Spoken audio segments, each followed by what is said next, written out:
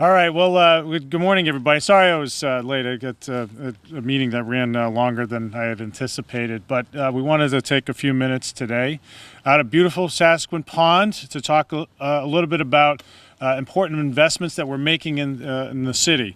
And we're here at the pond because this is one of the city's key assets, and we're going to be making a very important announcement today about how we're going to preserve this place for in the years and decades ahead. Every year the city declares what's called under Massachusetts law a certain amount of free cash. That's basically the funds left over from the prior year's budget, and our practice is to make sure that that free cash is reinvested in important facilities in the city and into important assets in the city on a one-time basis, right? In other words, it's a one-time declaration of surplus, and we've already have our current year's budget in place, so we want to take those funds and make sure that we're putting it in the right places, whether it's in public safety, into hard infrastructure, into recreational purposes. And so we every year we have announced a set of investments that that we're planning to make, and we partner, of course, with our city council. And here today is representing this ward and a resident of Sasquatch, of the Sasquatch neighborhood, Brad Markey, right here with me, as well as Ward 5 Councilor Scott Lima.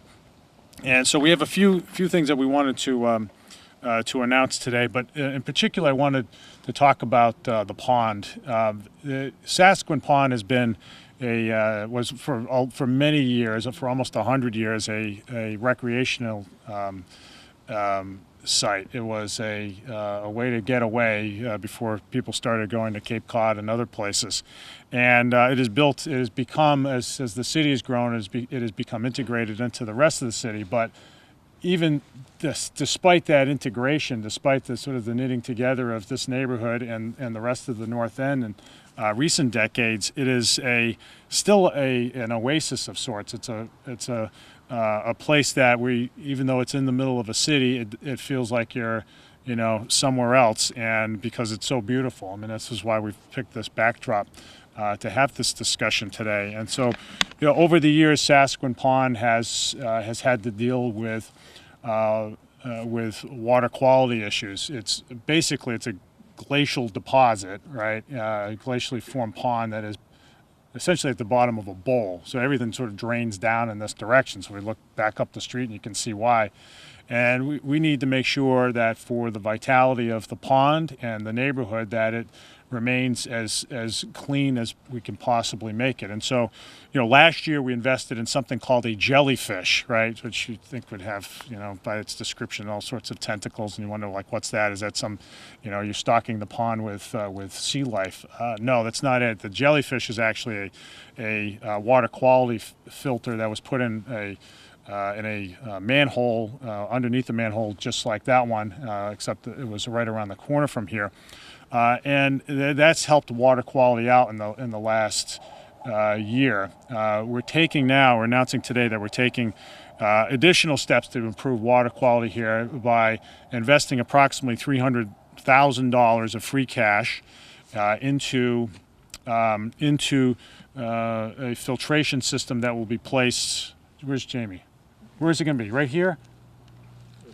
Right up here somewhere, somewhere along these lines. And what this will do is, as you can see, on Toby Street, there's a lot of flow that comes down this direction. What basically this filtration system will do is catch an awful lot of that and keep it from going into the pond. It'll actually cycle it out, clean it, and prevent it from going in, so that pond can continue to serve the purpose of being such a fabulous recreational amenity in this part of the city. So this is the point where Brad and Taylor and Mike, you guys can all clap. That's the announcement. Yes, thank you very much.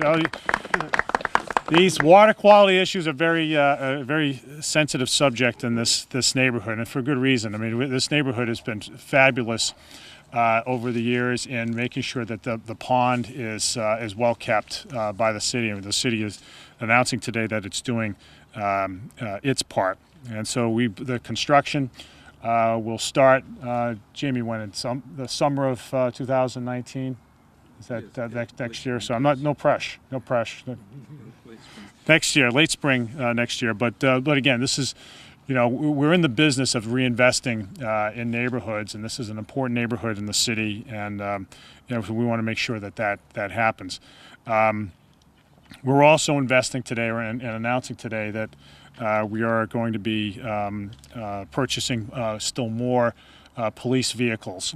That's part of, so Police Chief Joe Cordero and Deputy Chief Paul Oliveira both here, and I'll ask the Chief to come on up in a second to talk a little bit about it.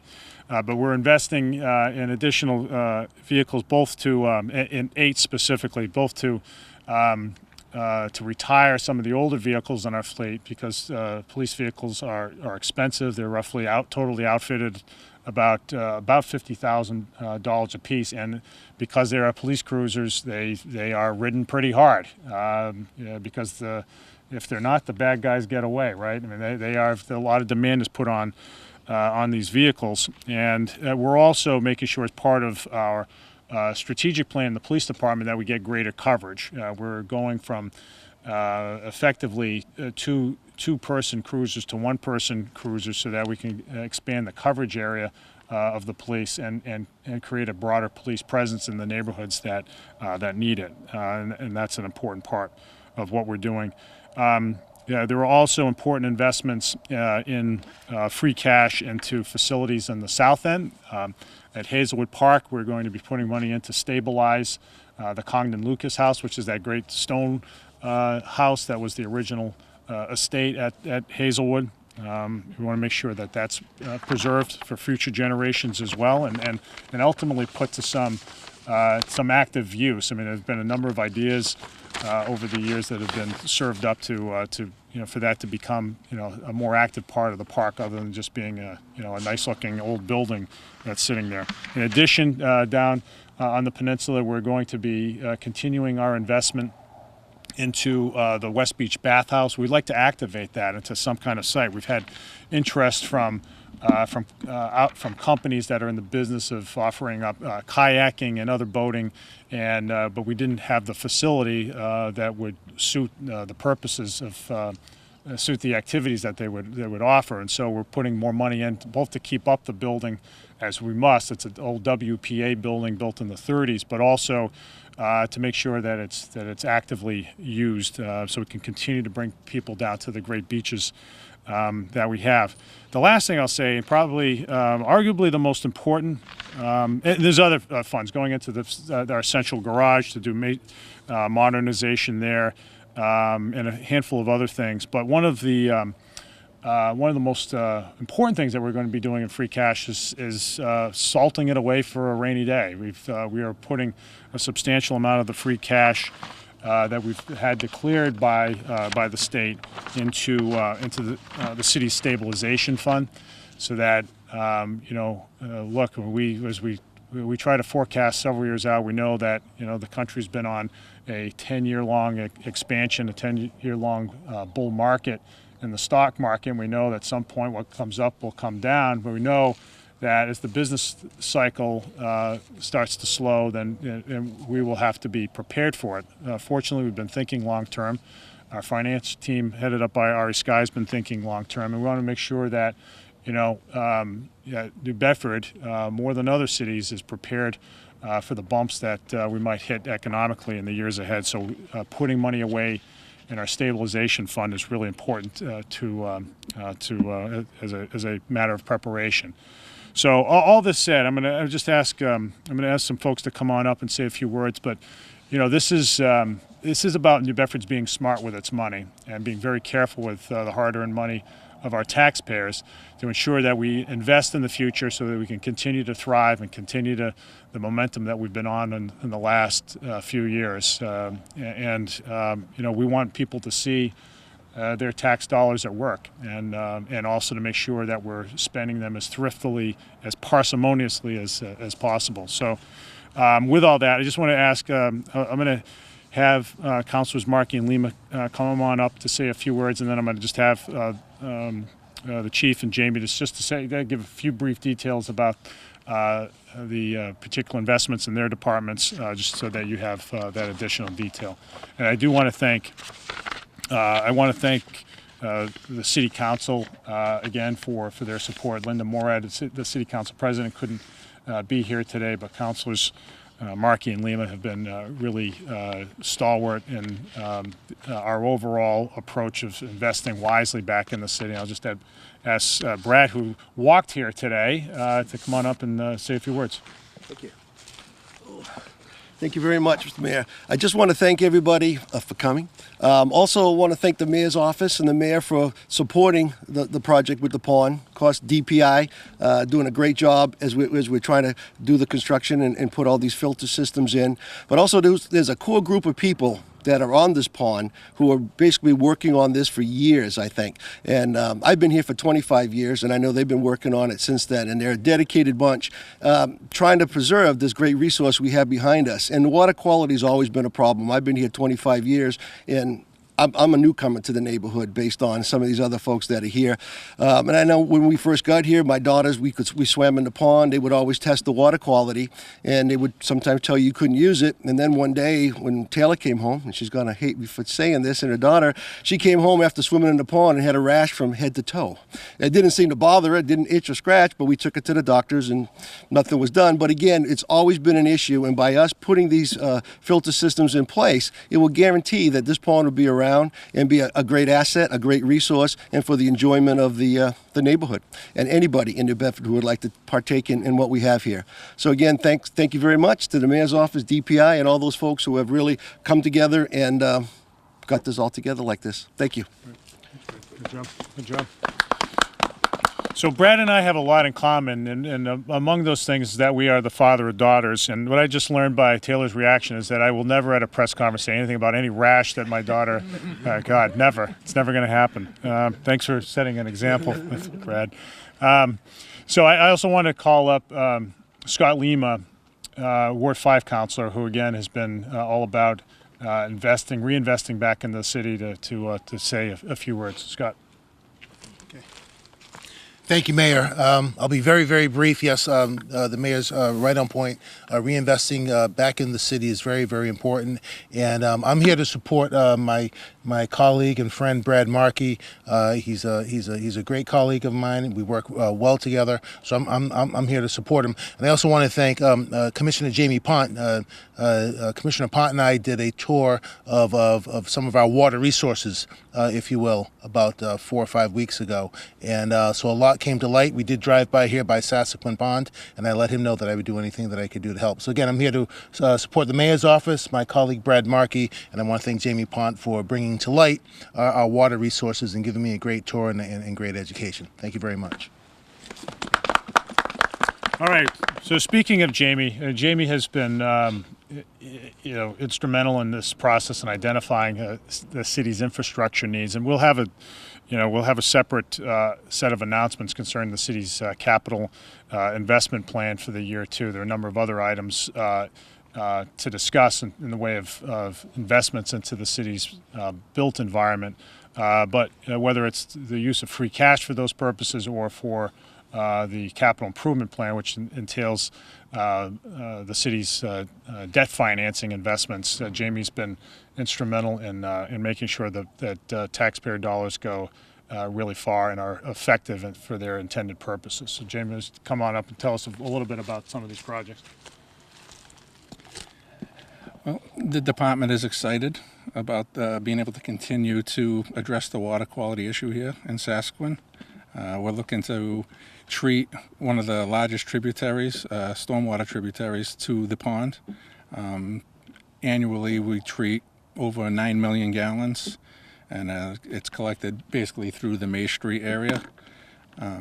It's just another step in getting the pond back to where it should be. There'll still be a lot of work to do, but this will help tons. So we're glad for the support also, because without it, we couldn't do these projects. All right, nice job. Nice job. All right, and with a few details about the purchase of the frontline police cruisers, I'm going to ask the chief to come on up. This has been a big priority of his, and he's certainly made a strong case for the potential for additional cruisers to supply what folks in the business will call force multiplication. This really will help our police officers make their presence felt in a much bigger way and be more effective. Chief, you want to just come on up and say a few words? Sure. Thank you, Mayor. Good morning. It is a beautiful day out here today.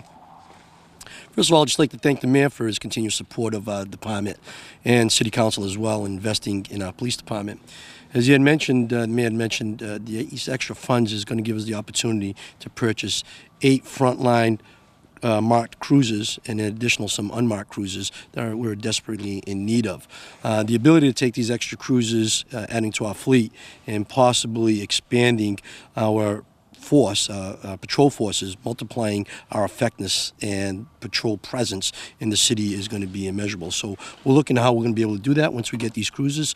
Excited about it. I think it's a positive position to be in for the city and for our officers to have these additional patrols and expand the amount of cruisers out in the street on any given time, able to respond to emergency calls, but even in a more proactive fashion when we're not on the calls for service in high risk areas that we've identified where we need to be. So really grateful, and it's a great day to be announcing this. Thank you.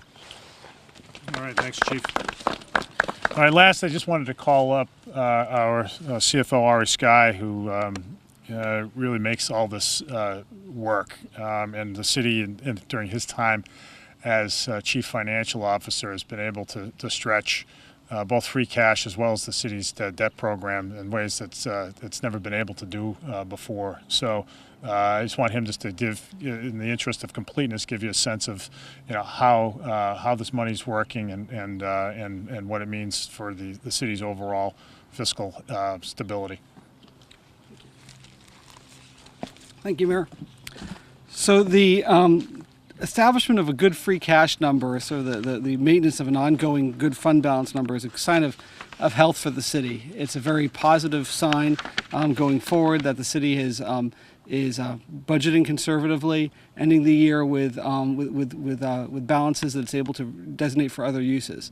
The state strongly recommends, and it's good practice, to when you're looking at free cash, to use that money for one-time uses, not ongoing uses, so you don't create a hole for your coming year, but also to use it to fund reserves.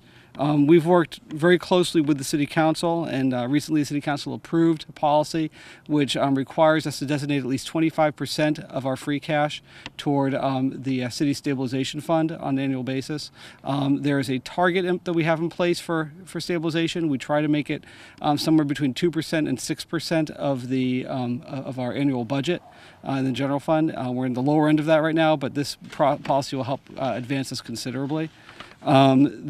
Also, we put 10% towards the city's OPEB fund, OPEB trust fund, which is other post-employment benefits. Without getting too much detail about that, it's taking care of retiree health benefits into the future.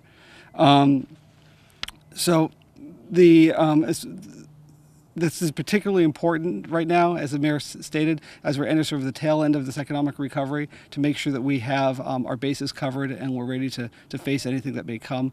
Can't read the future, but some things are cyclical, and they come and ebb and flow, and it's important for the city to be ready for that. So we had about $4.5 million, which is a nice, healthy number for free cash. About 34% of the package is designated for these one-time capital needs, as the mayor talked about, while another 35% would go towards long-term stability. And then we're keeping the remaining balance, about another third, in reserve for future use. It could either go to stabilization if we don't need it at the end of the year, or if other needs come along, unforeseen needs. Heaven forbid we have a terrible winter, anything like that, we'll have some ability to be able to address that as well. The OPEB trust fund is a real success story for the city. 5 years ago, we had nothing in place to deal with retiree health benefits. Now we have about $1.3 million in that fund, and we're gradually growing it over time without a whole lot of pain to the city, but it's really important in terms of accounting for those needs. It's something that the rating agencies look at, as well as our outside auditors. So overall, the plan really will help stabilize, help continue the city's ongoing stabilization and its fiscal health. Thank you. All right, thanks, Ari. Thanks, Ari. Before I open it up for questions, I have a question of my own. Maybe one of the residents of Sassaquin can answer this for me. What's that noise back there? What kind of animal is that? We're still trying to figure that out. Spawning ice from the bottom up. It is, really? That's interesting. Wow, really? No kidding. Okay. All right, so you guys must have questions. Go ahead. So you're welcome to come back in the middle of the night and listen. It's much more. Wow, I thought it was an animal. So thanks, Mike. Yeah. All right. How are ahead, these Mike. items chosen compared to, how are you choose these items compared to many others?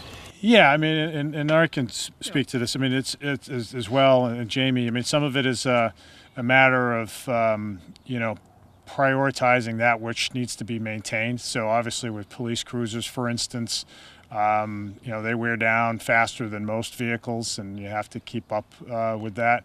When it comes to the filtration system that's being implemented here at Sassaquin, we started a couple of years ago. I mean, the residents have made clear here they're interested in making the pond cleaner. It is frankly a citywide interest because this is such an enormous recreational and physical asset. And so we started in a year ago in putting in the so-called jellyfish as a start of enhancing the filtration of water coming into the pond. And this one's the next step, and we'll see whether additional steps are needed. We'll test the water and take it from there. But it's this is, and then there are things like the Congdon Lucas house down in the south end, which again just needs to be stabilized. So you prioritize those things that you don't want to fall apart, for instance. And there's also a level of reinvestment here as well as maintenance that we think is important. Can I add something real Yeah, quick? yeah. So without risk signing too inside baseball, the city has a capital needs assessment process. And these are all projects that were identified in that process. That's a process where we go out to the departments, we ask them to tell us what the significant issues are that they need to deal with, capital projects and so on. And this is really with the free cash plan is one leg of the stool. We also have the the CIP, which is going to the council tonight, and there's a bond in there. And then there are other projects as well that larger projects are identified, which are also going to council tonight and will be in the future. So it's kind of an all. Yeah, and obviously the city council input as well. Yeah, I mean, so we've heard. I mean, both Brad and Scott have been really good advocates for their wards and some of the investments there. We're making investments in both of those places. Are people still able to swim in the pond in the summer? Mike, you do, right? I do it on a daily basis, yes. Never had any rashes or anything. Is it open to everyone in New Bedford? It is, right? So there's the public beach over on that side, right? And but you don't want us to announce that, right? Keep it your own secret, Mike? It has been no secret. It's been closed to the public because there's no facilities for bathrooms, et cetera, et cetera. Yeah. And we also had several drownings in that area, so there's no lifeguards. So that's why years ago, back in the late 60s, it was basically closed down. Yeah. Yeah. So only Mike can swim. I can stay afloat. I don't know about this one. The police cruisers, how many are marked and said unmarked and marked? How many? So 8. 8 marked, and the remainder will be on. Eight cruises are going to be marked, and the remainder are going to be unmarked to replenish some of our cruises in the unmarked divisions like detectives. How many unmarked? Well, it depends. It depends what we're able to get, because we don't buy those brand new. It depends what we can get off on a secondary market. We try to maximize as many as we can, usually at a government auction. How much funds are going to buying police cruisers? It's what 500,000 is that? 500,000. Yeah, it's 500,000. Yeah. Yeah. Anybody else? Just while we're talking about ponds, you could put in a request for a loan for Buttonwood, the Buttonwood pond. Right. Maybe just talk on that real quick. Yeah, well, I mean, we'll talk in the future a little bit more about the capital improvement plan, but that's, there is in Fuller Parkway, Court Street, that goes right through the park, that sits on a dam that holds the pond back, and we've identified that as a facility that needs to be reinvested in so that it serves its purpose of holding the water back, and not flooding the zoo and the other parts of the park. So that'll be another project, and then we've at some point the pond will also have to be dredged as well, so it can hold more water, and we can avoid some of the water quality problems that we've seen over there in the last few years. Anything else, guys? Are you a new member of the media? Yes. Not a question, just a comment. I'm just glad that you have the vision that you've had since you announced your candidacy right here in this house behind us. The commitment to the pond, but what I like there is that you always involve the whole city. You do South End activities, West End, North End. You've never been just earmarked for one area. And I want to thank the gentlemen behind you that are just doing an outstanding job, making you look real good. And that mirror needed some adjustment, and they've made that adjustment for you. I didn't realize these other investments were going on, but having been out here, 65 years, as I told Jamie earlier, I wasn't born here, so I didn't want him doing the math part of it. But I had involvement in these other investments that you've spoken about today. I mean, I worked down at West Beach for 10 years as a lifeguard down, and I can remember clearly Bathing House and what it needed then. Never mind now. The Pound and Lucas House. I ran that program at night, 3 nights a week for recreation, way back in the day, and that was in tough shape then. The police getting more vehicles is going to be more difficult for me to get away, because over the years I was able to slide away, and now you're talking about unmarked. Really have to pay attention. These are all important investments for the city throughout, and I'm just glad that we're heading in that direction where we're spreading it out, and it's all positive stuff that's being done. So good job, all of you. Very good job. Oh, thanks, Mike. Thanks for the comments. You said them just as the way I wrote them for you, Mike. That's, I just got your email last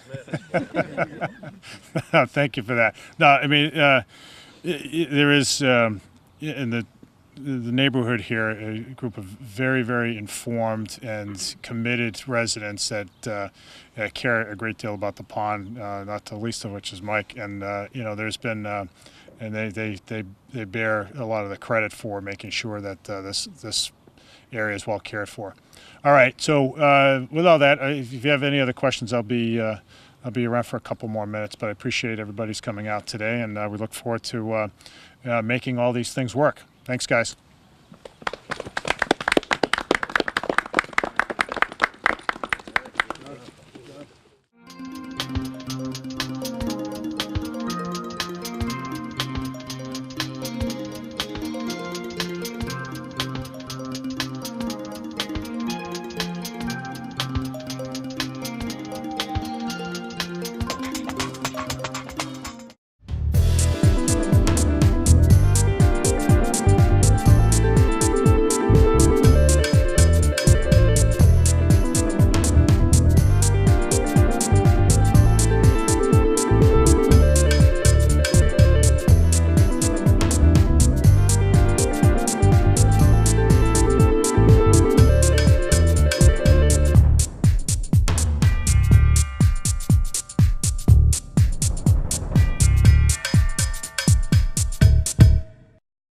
There's a lot of fear in coming back to school. I'm a 40-year-old man that walked in there to get his high school diploma. It was very hard for me, but one of the teachers was Miss Araceli. She gave me direction. Every single time I had a question, she'll put down whatever she's doing and she'll sit there with you until you get it. 50% of getting your high school diploma is walking through those doors. The other 50% is doing the work. Find free adult education classes near you at finishyourdiploma.org.